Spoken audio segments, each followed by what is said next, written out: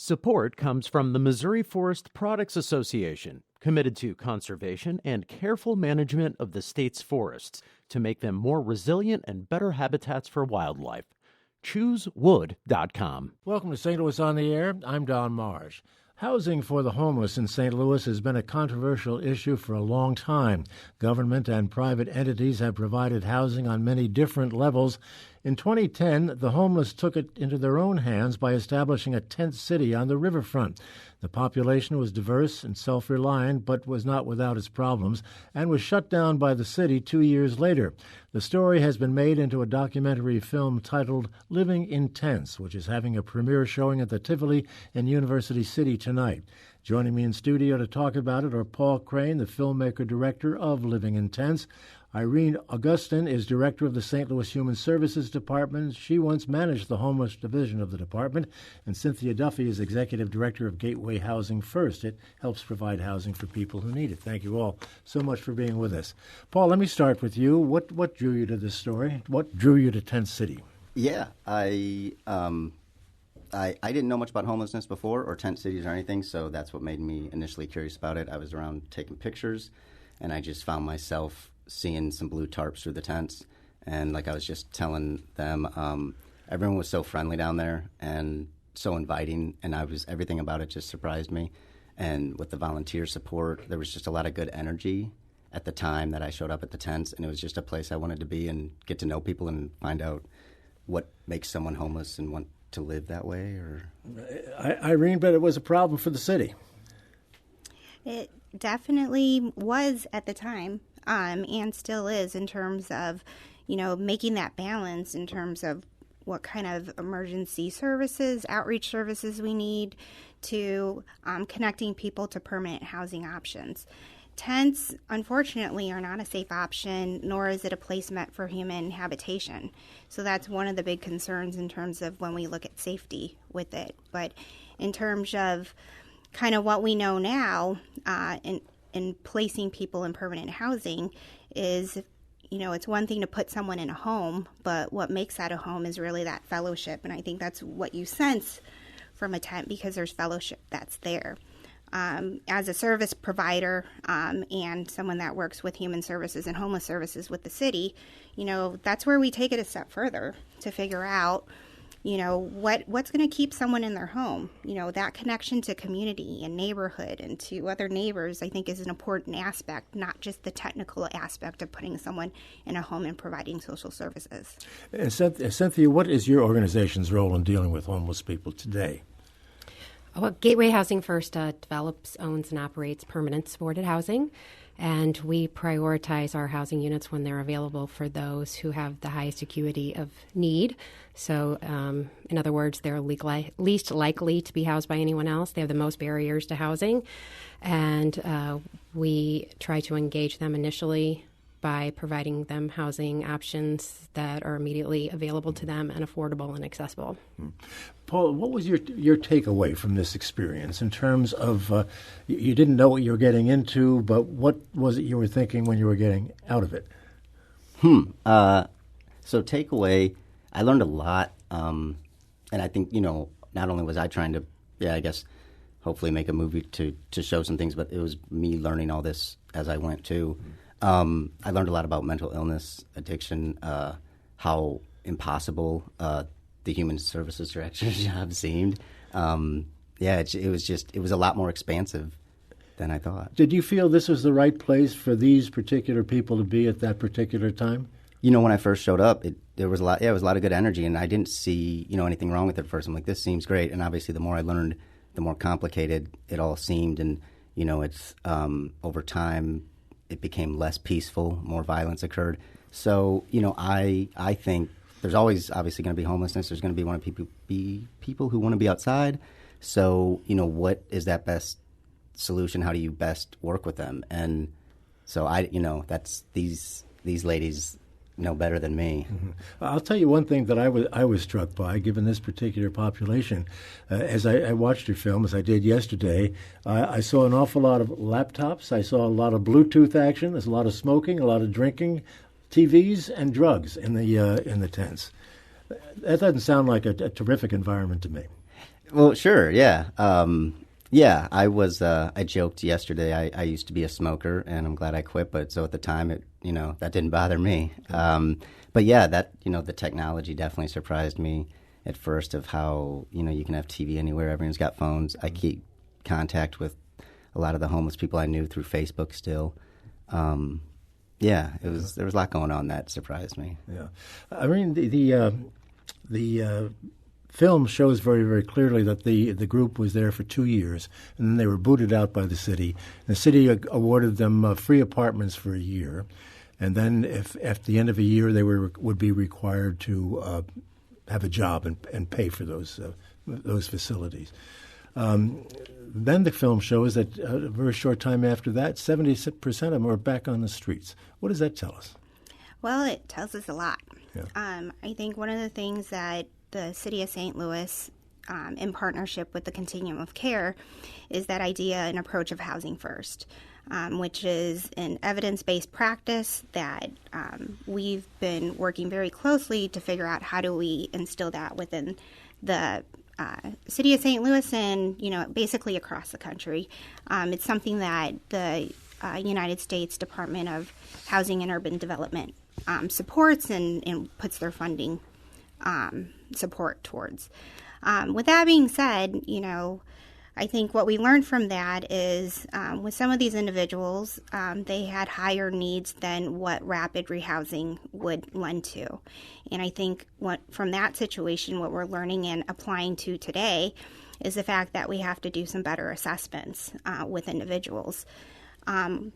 Cynthia Duffy, I work closely with her. She's on the St. Louis City Continuum of Care. I'm also a board member of that.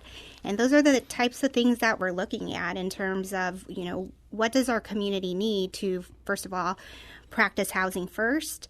In doing that, we need a coordinated entry system. At the time that the tent cities were going on, that was not in existence. With our coordinated entry system, we used a common assessment tool to figure out what are people's barriers. Does our community need rapid rehousing? Certainly we do.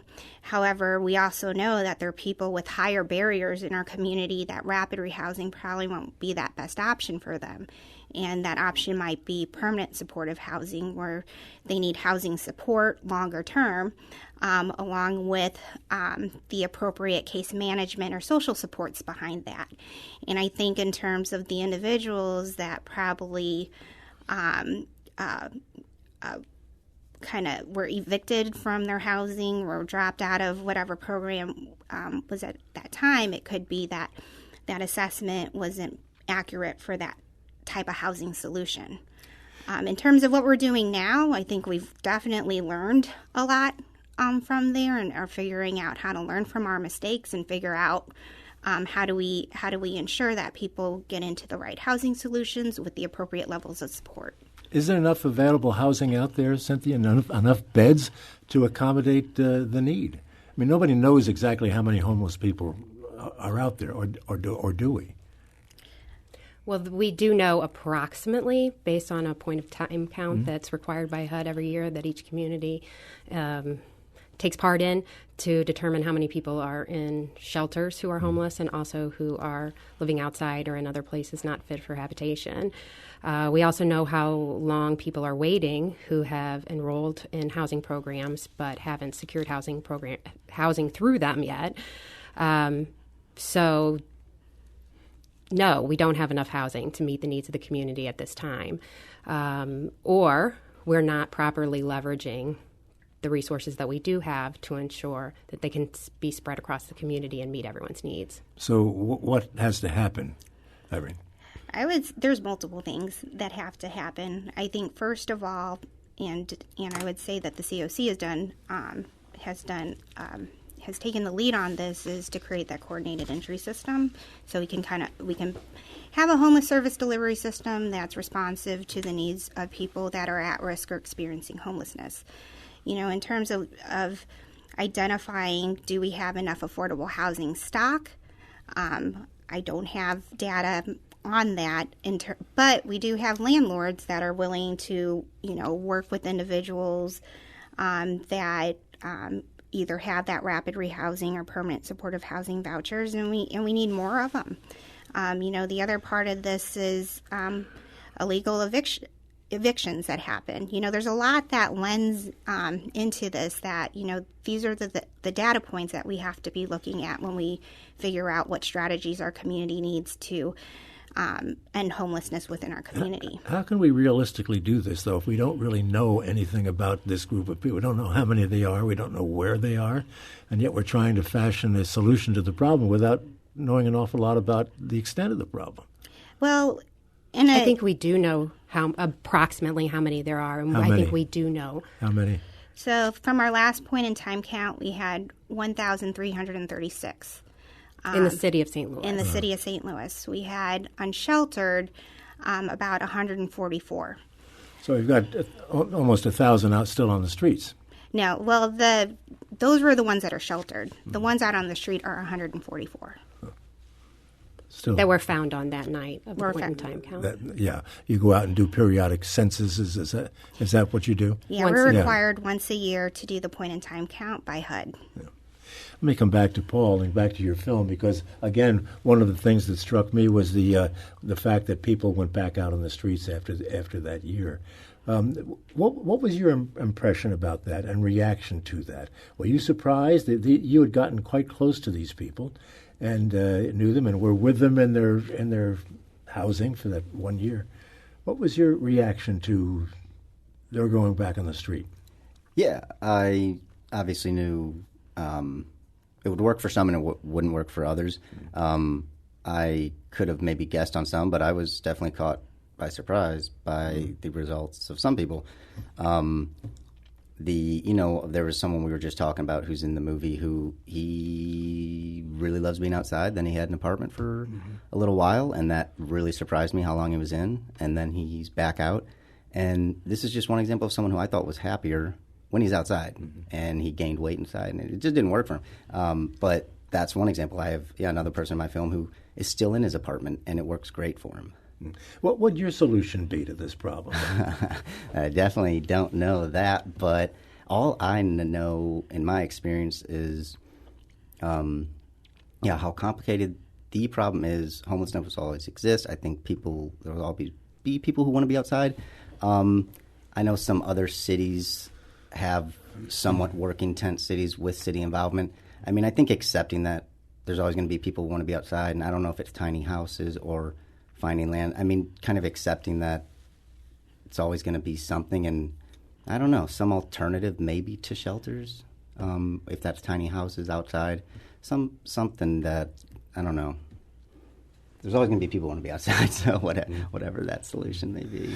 Cynthia, all of the attention over the years that has gone to Larry Rice, and they finally closed New Life Evangelistic Center. Did that make the problem worse by closing that facility? I think it made the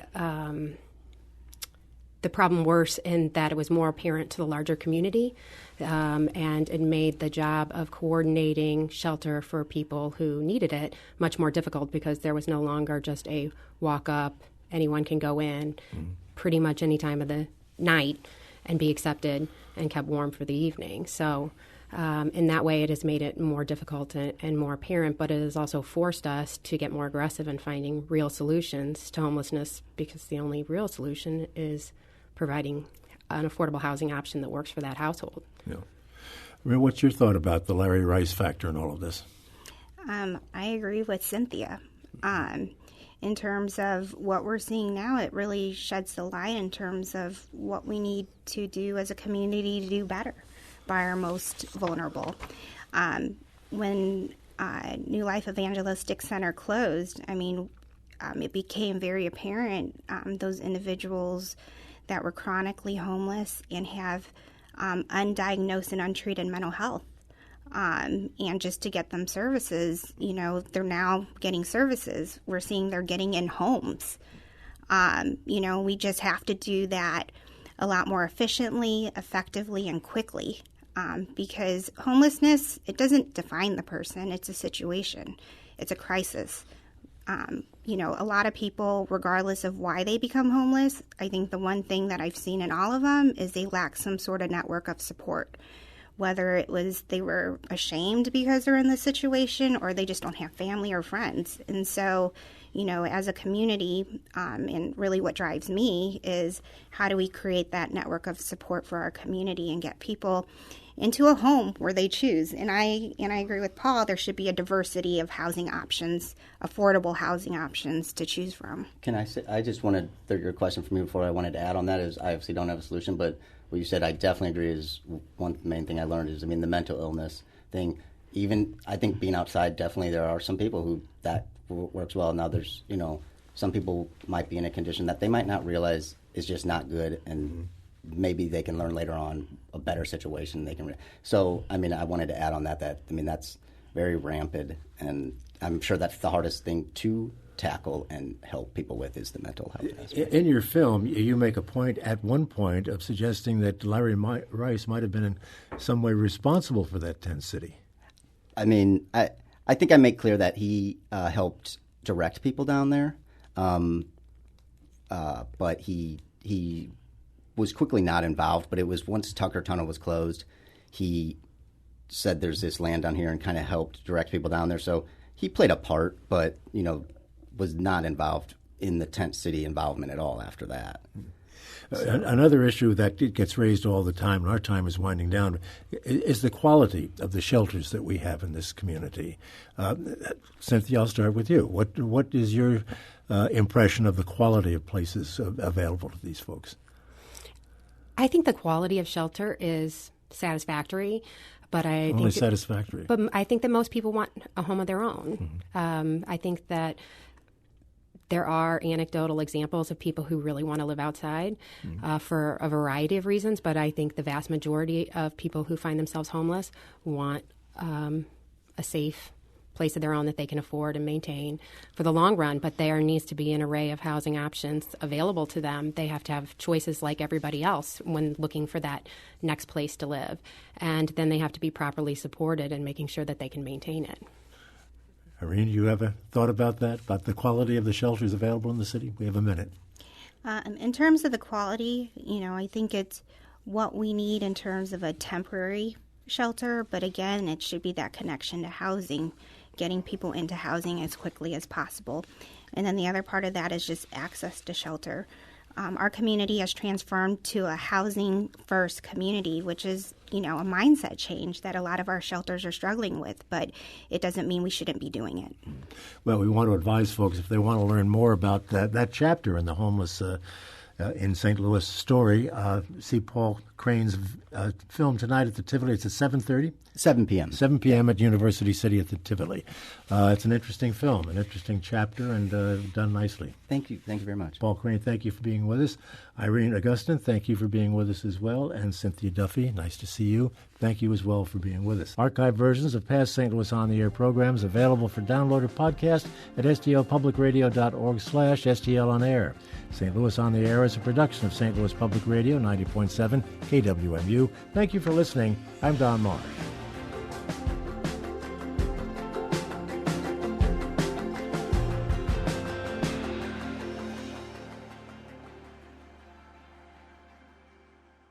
Support comes from the Missouri Forest Products Association. Missouri produces wood pallets, railroad ties, white oak barrels, hardwood floors, and more. Details on the variety of products made in the state are at choosewood.com.